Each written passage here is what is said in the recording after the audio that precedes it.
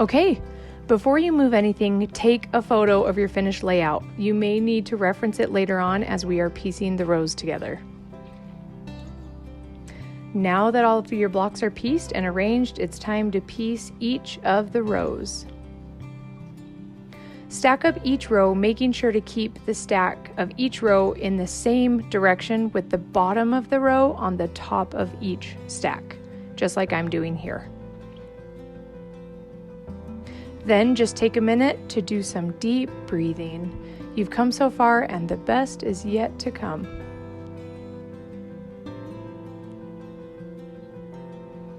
All right, enough of that. So let's visualize exactly how these blocks will go so we make sure that we do this right the first time.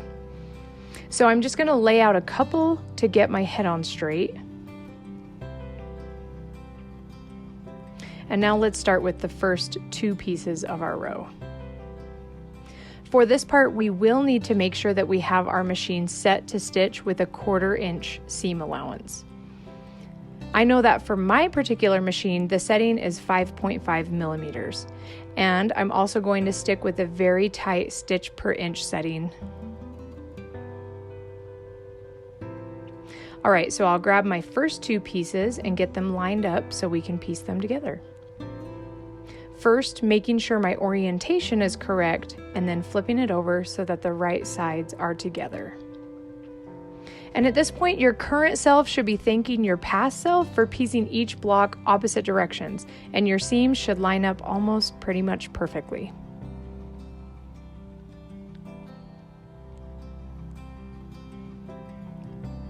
So I'm going to just give these two pieces a tiny little bit of a tug to really get those seams to nest up into each other, while also making sure that the outer corners of the blocks are lined up as well.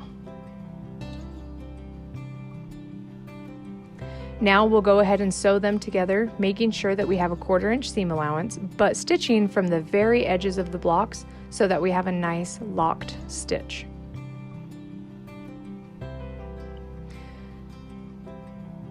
Now, I stitch slowly at first, making sure that things line up as they go, but if you prefer to pin things into place, then of course that's totally fine as well.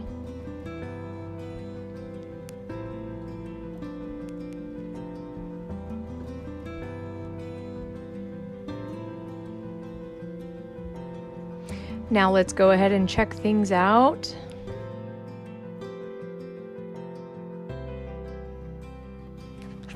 Nice.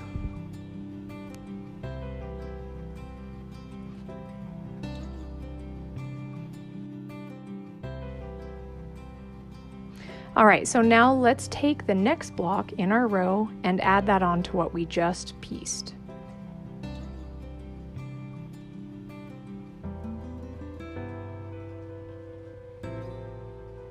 When you line up your next block, line up the corner with the very tip of the corner of the previous two pieces.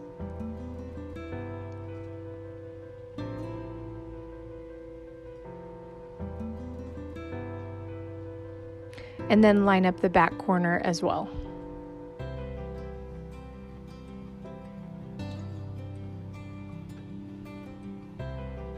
And then go ahead and stitch them together.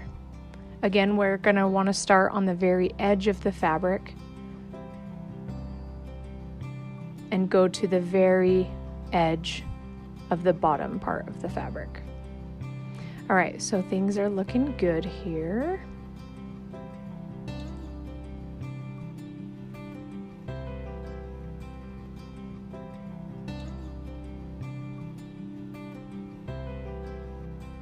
Also, notice that my third piece overlaps my first piece's corner by a 1/4 inch.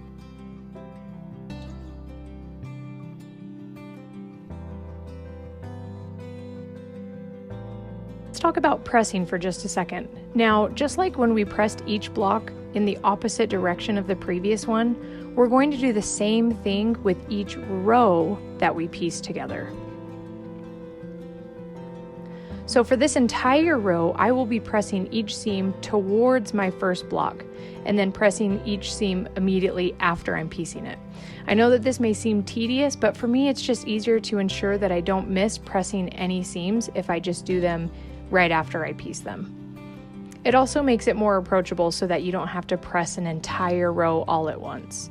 You can do it little by little.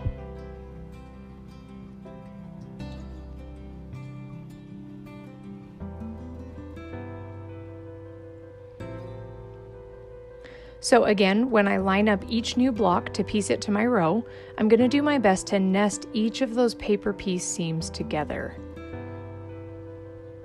And the results are just so satisfying.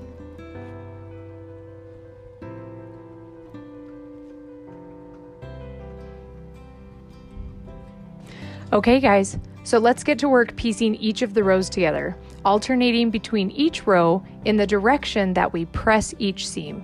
So if you press the first row seams towards the top of the quilt, then press the next row seams towards the bottom, and vice versa. It doesn't matter which direction you start with.